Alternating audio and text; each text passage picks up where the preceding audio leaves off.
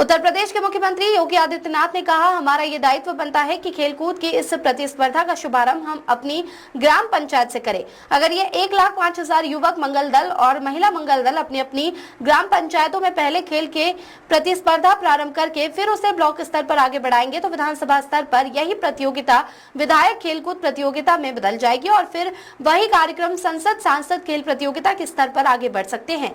खेलकूद की प्रतियोगिता के आयोजन को आगे बढ़ने के पीछे खेलकूद की प्रतियोगिता के आयोजन को आगे बढ़ाने के पीछे स्वस्थ रहने के साथ साथ आपस में मिलकर हम गांव के विकास में योगदान दे सकते हैं। यदि जीवन में स्वस्थ प्रतिस्पर्धा नहीं है तो एक व्यक्ति या समाज कभी भी विकास नहीं कर सकता। है ये दायित्व बनता है हमारा कि खेलकूद की इस प्रतिस्पर्धा का शुभारंभ हम अपनी ग्राम पंचायत से शुरू करें। अगर ये 1,05,000 युवक मंगल दल और महिला मंगल दल अपने अपनी ग्राम पंचायतों में पहले खेल की प्रतिस्पर्धा प्रारंभ करके फिर उसे न्याय पंचायत स्तर पर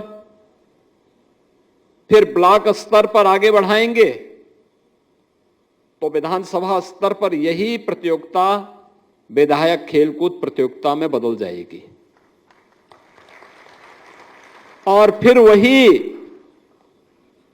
वही कार्यक्रम संसदीय क्षेत्र स्तर पर संसद सांसद खेलकूद प्रतियोगिता में बदल जाएगी। इसके पीछे खेल व्यक्ति को स्वस्थ रखने का एक माध्यम है।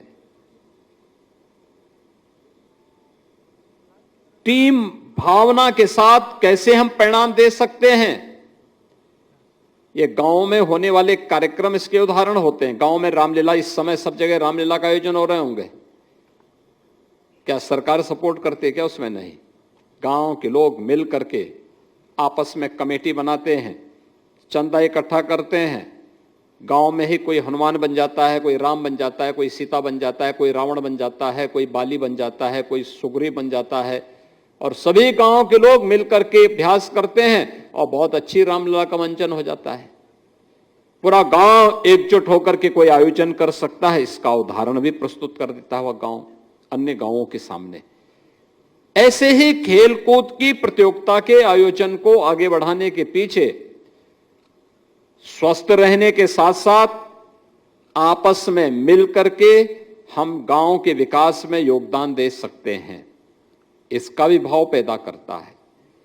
एक स्वस्थ प्रतिस्पर्धा, जीवन में अगर स्वस्थ प्रतिस्पर्धा नहीं तो व्यक्ति या समाज कभी विकास नहीं कर सकता।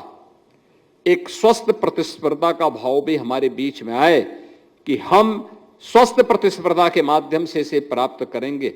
इस दृष्टि से यह प्रतियोगिता आवश्यक है और इसी के लिए प्रधानमंत्री जी ने, जब मोदी जी प्रधानमंत्री बने तो उन्होंने खेलो इंडिया खेलो के माध्यम से इस कार्यक्रम को आगे बढ़ाया। फिट इंडिया मूवमेंट, सांसद खेलकूद प्रतियोगिता, अब विधायक खेलकूद प्रतियोगिता भी इसके साथ जुड़ गई है। अनेक प्रकार की प्रतिस्पर्धाएं हो रही हैं। बहुत सारी जगह प्रारंभ भी हो चुका है, बहुत सारी जगह रजिस्ट्रेशन चल रहे हैं। सैकड़ों और हजारों नौजवानों को एक जनपद में मंच मिल जाता है खेलने का।